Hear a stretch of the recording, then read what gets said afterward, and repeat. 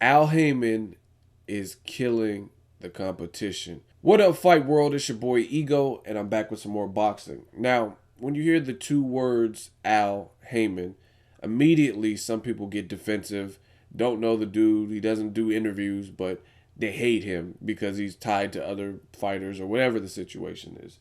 But I actually made this video a while ago when the Haymon Boxing brand first announced the NBC Premier Boxing Champs video, and for some reason I lost on my computer and never got to uploading it. So I'm actually doing it again. So fuck it. You know what I mean? We'll start fresh. But now is actually probably a better time because more details surrounding what Al Haymon has been doing and has been working on is finally starting to surface. Now, buckle up because some of you guys from the title and all this, you're going to have to follow along to understand what I'm talking about.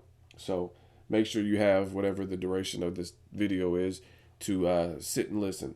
So basically, what Al Haymon is doing is monopolizing boxing. And for those of you guys who don't know what a monopoly is, basically, well, actually, you know what? Let me read you the actual definition of a monopoly. So give me 1 second. I'm pulling it up right now. I want you guys to really understand this video so you can see. I'm going to try to align things and put things into place. Hold on 1 second. Okay, to monopolize, to acquire, have, or exercise a monopoly of, to obtain exclusive possession of, keep entirely to oneself. So, does that sound familiar? Monopolize. Now, what I mean, and here's monopoly, just if that wasn't clear enough, exclusive control of a commodity or service in a particular market, or a control that makes possible the manipulation of prices. Now, again, I'm pretty good with my words. If monopolize or monopoly does not clearly explain what I'm talking about, then I don't know what better word to use. Now, some people think of monopoly and monopolizing as bad. Not necessarily a bad thing. It just depends on who the person in charge, whoever is monopolizing whatever it is, what they do with it. You know what I mean? Me, I don't know about some of y'all. Some of y'all seem to want to point the finger like, oh, fuck, it's Mayweather's fault, it's Pacquiao's fault, it's Heyman's fault. I don't even care about the blame game. You know what I mean? If someone does some shit wrong, I'll tell y'all that. But other than that, I don't care. I'm a boxing fan. So if the person's treating us good and treating us to good fights, then fuck it. I don't care if it's Bob Arum, Oscar De La Hoya. You know what I'm saying? I don't care if it's Sock the Puppet. You know what I mean? I don't care about that type of stuff. I care about good quality, competitive matches, good production value, and the entirety of its event. You know what I'm saying? So with Al Haymon, what he's trying to do is monopolize boxing, and that's basically corner the market. It's crazy if you really think about it what he's doing right now and how much power this man has because he's making it very hard for other companies, and you guys will see if all goes to plan. Let me tell you a little bit more about his plan, and then I'll get back to the monopolizing aspect. So, as you guys know, Premier Boxing Champs announced some mega fights, and they're pretty big fights if you follow the sport of boxing. Fights like Danny Garcia versus Lamont Peterson. Even though it's at a catchweight, stylistically it's a good fight with two respected fighters. You got Robert Guerrero versus Keith Thurman. Keith Thurman, the guy who's been calling out people, hasn't really had the big marquee name that has faced a guy like Floyd Mayweather before, has faced the Andre Bertos before. He's never fought a guy like Robert Guerrero with some type of name like that was currently relevant. So, in essence, it's his first big step up challenge where people, you know what I mean, where the odds are probably closer to 50-50 than has been the case in a lot of previous fights for Keith Thurman. And we're getting that on primetime TV. Then you also have Adrian Broner making his ring return against a big puncher in John Molina, who is basically, in my opinion, in a do or die situation, right? And in addition to that, they're going Al Haymon and Haymon Boxing. They're going above and beyond and doing more. You know, Julio Cesar Chavez, he against Top Rank's wishes, he's with Al Heyman, and he set up a fight, some kind of, I don't know the parameters of that, but Top Rank saying he's under contract, right? And he's fighting under Heyman Boxing imprint. He's fighting Funfara, Andrew Funfara. So that's one fight.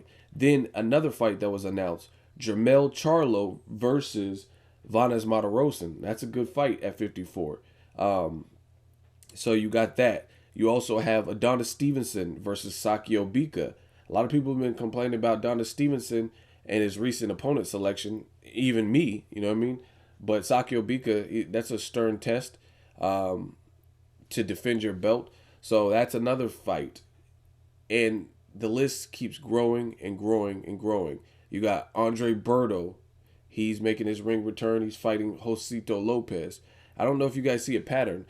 So people associated with Haymon are getting these primetime spots. They're getting in even like Premier Boxing.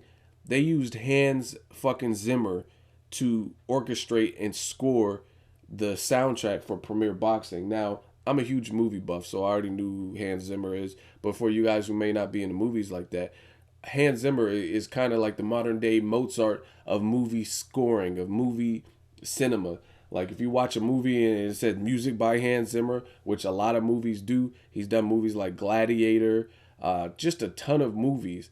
And this is the guy that got the big guns. Like he's big in the movie world when it comes to composing and making the score to films. He's done Batman, Dark Knight, I believe, different stuff like that. So, I mean, these are classic soundtracks. Like these, like if you listen to the Inception soundtrack, I'm pretty sure you've seen that beat to other videos and stuff, like inspirational videos and stuff like that. Same thing with Dark Knight. It's just really catchy music and catchy scores and gripping. This is the guy that they got to do Premier Boxing soundtrack, right? And he's really pulling out the stops. In addition to that, Al Heyman. So we know about his deal with NBC. We know about his deal with CBS and Showtime, because that's the parent company and that's under the same umbrella. Spike TV, that's where Andre Berto's going to be fighting. Sean Porter's making his return on Spike TV. But now Al Heyman is also, I guess, doing a deal with ESPN. And I guess they're trying to eliminate Friday night fights. That's what it's looking like. And they're going to have some kind of boxing special still under ESPN, but it's going to be under a different name or some shit. And then also he's venturing out and trying to do something with Telemundo. So let me get this straight. If you really look at it and you look at the term monopolizing, that means Al Heyman, between him and his large stable of fighters, he'll be on, or not him, but his fighters will be showcased on Spike TV, ESPN, CBS, Showtime, NBC, and Telemundo. Name one other person in the game right now that has fighters being represented on all of those different platforms. Name one. You won't be able to do it, man. I'm telling you. You look at Top Rank. You had some Top Rank fighters fight on HBO and maybe like Unimos, and that's it. You know what I'm saying? They're not fighting on all of those different platforms. So Al Heyman right now is really killing the game with these fucking deals. Now, we've yet to see one of his events, but I mean, just foreshadow into the future, if you will. Take a sneak peek, a preview of it, and you'll see what he's doing. Like, you know what I'm saying? It's crazy. Hans Zimmer, like I said, I haven't seen any of the Premier Boxing champs events yet because it hasn't happened. But I mean, just from the production value, I seen a trailer that they just recently released, and it was dope. You'll start seeing it on some of the YouTube boxing channels as well. You know what I mean? So it's a trailer they're running, and it was actually dope. It was shot cool, edited cool. I'm an editor. I'm a director. I know this shit. Like, you know what I mean? I know what to look for, little quirks, and you know what I mean? I can tell you when some shit's whack and when it's not, when it comes to editing. And it was well put together. So that, the Hans Zimmer being represented on all these different networks, what he's doing right now is fucking big. It's bigger than a lot of people currently realize. You know what I mean? We're boxing fans. We have other lives outside of this and stuff like that. But if you're in the boxing world, what he's doing is really colossal right now. It's really monstrous. And some people, oh, you're just an Al Heyman lover. I challenge you to do this, man. I keep it real on my channel. Type in Boxing Ego and type in Al Heyman, and it'll immediately pull up all the videos that I've done with this man's name. And I guarantee you that majority of the videos where I use his name in the title or whatever in the description, they weren't favorable at all. You know what I'm saying? I think I have a video where it's a picture of a guy giving a homeless man money, and I said Al Heyman looking for fights or some shit like that. So you know what I mean? At the end of the day, I give it to you as real as possible. You know what I'm saying? I'm the realest. I'm not, man. I give it to you straight. That's all. That's all I'm gonna say. If Al Heyman does stuff I dislike, I will speak on that. You know what I'm saying? I'm not on nobody's watch but my own. So you know what I mean? When he's done stuff that like the Salka and Danny Garcia, I'll tell you that. I'll be like, that was horrible. You know what I'm saying? That was some bullshit. But that leads me to this point. Now in hindsight, sometimes in the heat of battle, you don't get to realize everything. So some of those videos that I did, like Danny Garcia, Rod Salka, don't get it twisted. No matter any way you slice it, those were bullshit fights that never needed to happen. You know what I'm saying? You could have killed that man, right? But in hindsight, after all of this other stuff comes into fruition and into play, and I look back at everything, again, they still don't deserve to have made those fights, but I understand the master plan a bit more. I honestly think to you, and this is just my honest opinion, I honestly believe that Al Heyman was saving the good shit for himself. He knew, like, deals like this, like CBS and Showtime and NBC, Premier Boxing, Telemundo, ESPN, these are big deals. These are multi-million-dollar deals. These do not happen overnight. I'm telling you, it's impossible. You know what I'm saying? Like, it just doesn't. It's not going to happen overnight where you're going to get these multi-million-dollar deals where you get a network's buy-in in 2 weeks, because these are long-term plans. These aren't like, oh, one fight and then we're out. This is a partnership. You know what I mean? We're trying to showcase multiple fights from you. You know what I mean?